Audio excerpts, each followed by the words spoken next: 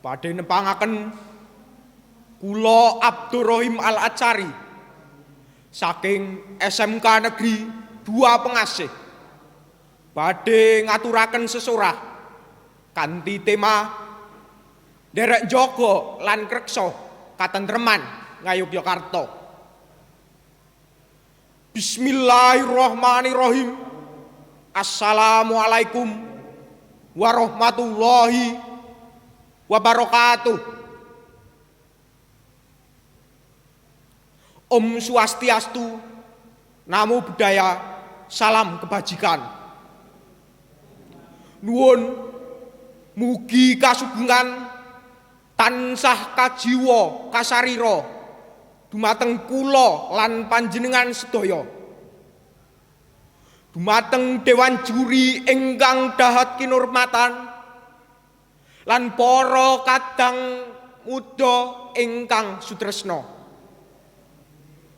Langkung rumiyin sumangga kula lan panjenengan sedaya ngaturaken puja puji pudiastuti dumateng ngarsanipun Allah Subhanahu wa taala ingkang sampun maringi kasarasan kararjan lan mapinten-pinten kanikmatan satemah kula lan panjenengan sedaya tasih saged silaturahmi sanadyan boten saged pinanggih amargi bangsa Indonesia sakmenika saweg nandhang pageblok Covid-19. Wonten ing kalodhangan menika kula badhe ngaturaken sesorah kanthi tema Derek Jogo lan Kreksa Katentreman Ngayogyakarta ingkang wigati sanget dumateng kula lan panjenengan sedaya. Panjenengan sedaya mesti sampun mangertosi punapa Ngayogyakarta. Ngayogyakarta inggih menika kutha ingkang misuwur babagan tumindak sopan santunipun lan budaya andhap asoripun dumateng sinten kemawon. Budaya ingkang istimewa punika kedah dipun jagi, dipun gladi, dipun tresnani lan dipun tindaki dumateng kula lan panjenengan sedaya minangka pelajar taruna Ngayogyakarta. Budaya sopan santun inggih menika tumindak ingkang gadhahi raos pakurmatan sae dumateng pribadi piyambak utawi tiyang sanesipun. Budaya sopan santun nun inggih kalebet salah satunggaling cara Kreksa Katentreman Ngayogyakarta. Budaya sopan santun nun inggih budaya Ngayogyakarta ingkang sae lan katrepaken wonten ing tumindak wicara solah bawa lan busana. Budaya sopan santun tuladanipun setunggal wonten ing wicara tuladanipun migunakaken basa krama menawi ngendika dumateng tiyang ingkang langkung sepuh lan dumateng bapa lan ibu. Ingkang kaping kalih wonten ing solah bawa tuladanipun ngaturaken derek langkung menawi tindak wonten sangajengipun tiyang ingkang langkung sepuh. Ingkang kaping 3 wonten ing busana. Busana gagrag Ngayogyakarta nun inggih busana ingkang boten ngatingalaken perangan ingkang boten saklimrahipun utawi asring dipun sebat busana ingkang kirang bahan. Salajengipun andhap asor ugi dados sawijining upaya supados budaya Ngayogyakarta ajeg lestari. Menawi tiyang ingkang langkung enem andhap asor dumateng tiyang ingkang langkung sepuh, tiyang kasebat sampun nindakaken perkawis. Kapisan piyambakipun dados tiyang ingkang kajen keringan wonten sangajengipun para taruna.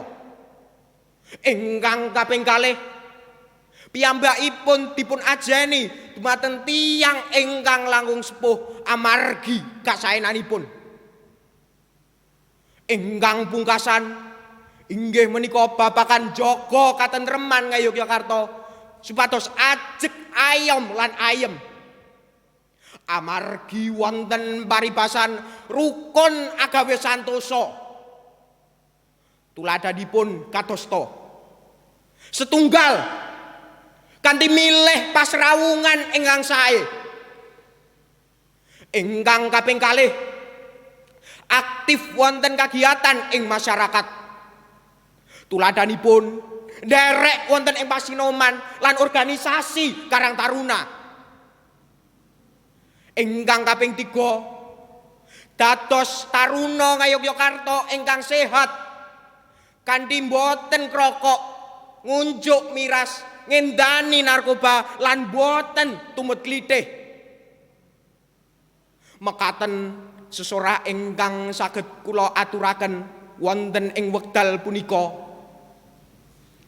Dudutanipun minangka pelajar Ngayogyakarta kedah greget anggenipun jaga lan ngreksa katentreman Ngayogyakarta. Salajengipun ampun kesupen nderek anjuran pamerintah nindakaken protokol kesehatan, ngangge masker lan jaga jarak. Lan kula lan panjenengan sedaya ndedonga mugi-mugi pageblok punika enggal musna saking bumi Indonesia. Jogja tetap istimewa, istimewa negerinya, istimewa orangnya. Temtu kemawon anggen kula ngaturaken sesurah kathah kalepatan atur lan kirang wonten ing Subasita kula nyuwun agunging pangaksama. Kupat kecemplung santeng kathah lepat nyuwun pangapunten. Menawi wonten kalepatan punika namung saking pribadi kula piyambak. Dene wonten kasaenanipun lan mupangatipun kasaenan kasebat namung kagungan Allah Subhanahu wa ta'ala. Wassalamualaikum warahmatullahi wabarakatuh. Matur nuwun.